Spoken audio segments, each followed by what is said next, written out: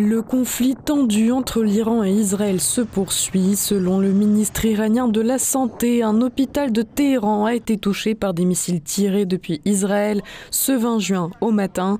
Israël Katz aurait ordonné à l'armée israélienne d'intensifier ses frappes contre l'Iran afin de, citation, déstabiliser le régime, rapporte Inet.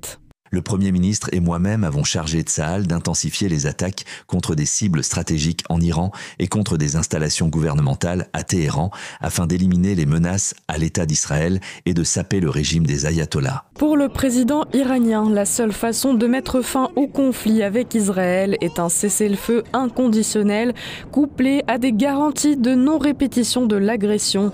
Toutefois, l'Iran poursuit ses frappes de représailles sur Israël. Le 20 juin, il a attaqué à Haïfa. Nous avons toujours cherché la paix et la stabilité. Cependant, dans les circonstances actuelles, le seul moyen de mettre fin à la guerre imposée est la cessation inconditionnelle de l'agression de l'ennemi et les garanties solides de l'arrêt irrévocable de toutes les opérations des terroristes sionistes. Comment résoudre le conflit? Le ministre iranien des Affaires étrangères souligne que des négociations et une solution pacifique au conflit sont impossibles tant qu'Israël continue d'attaquer l'Iran.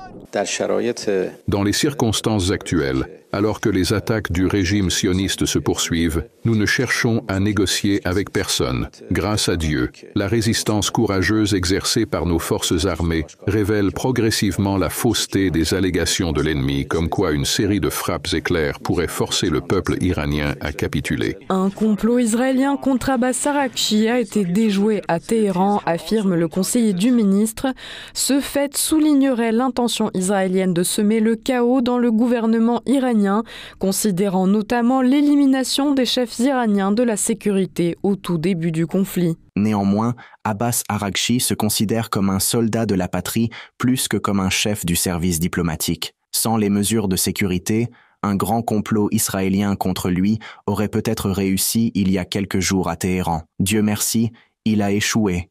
Alors que les deux camps continuent de s'attaquer mutuellement, touchant des infrastructures civiles, la menace nucléaire se précise de plus en plus. L'Agence internationale de l'énergie atomique a déclaré qu'une frappe israélienne avait endommagé, dans la nuit du 18 au 19 juin, un complexe de production d'eau lourde essentiel à l'industrie nucléaire. Comme mentionné dans la mise à jour d'hier, même si, a priori, les dommages causés à l'usine de production d'eau lourde de Kondab n'étaient pas visibles, l'agence a estimé que les bâtiments clés de l'installation, y compris l'usine de distillation, avaient été endommagés.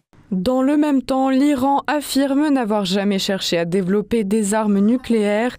Le vice-ministre iranien des Affaires étrangères l'a confirmé. L'Iran n'a jamais aspiré à posséder l'arme nucléaire et n'y aspirera jamais à l'avenir. L'AIEA confirme, son directeur général Raphaël Grossi a déclaré que l'Iran ne développait pas de bombes nucléaires au moment des frappes israéliennes. Selon l'AIEA, les activités nucléaires de l'Iran font l'objet d'un examen et d'une surveillance étroite. En ce moment, nous sommes inspecteurs. Nous ne sommes pas analystes politiques ni responsables politiques nationaux. Nous devons donc avoir des preuves concrètes pour affirmer qu'il y a un programme actif pour produire une arme nucléaire, ce que nous n'avons pas vu. Maria Zakharova, porte-parole de la diplomatie russe, a également souligné le danger d'une catastrophe nucléaire en raison des frappes israéliennes sur les infrastructures iraniennes concernées. Nous suivons avec inquiétude les hostilités en cours qui ont provoqué de nombreuses pertes parmi la population civile.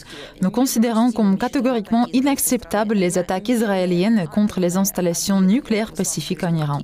Cela va à l'encontre du droit international et crée des menaces inacceptables pour la sécurité internationale et pousse le monde vers une catastrophe nucléaire dont les conséquences, que Dieu nous en préserve, se feront sentir partout, y compris en Israël.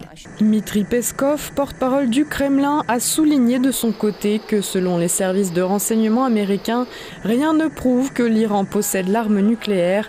C'est pourtant la prétendue menace nucléaire invoquée par les autorités israéliennes qui a motivé les attaques contre l'Iran. Aujourd'hui, le discours semble avoir changé et l'objectif serait désormais le renversement du gouvernement iranien.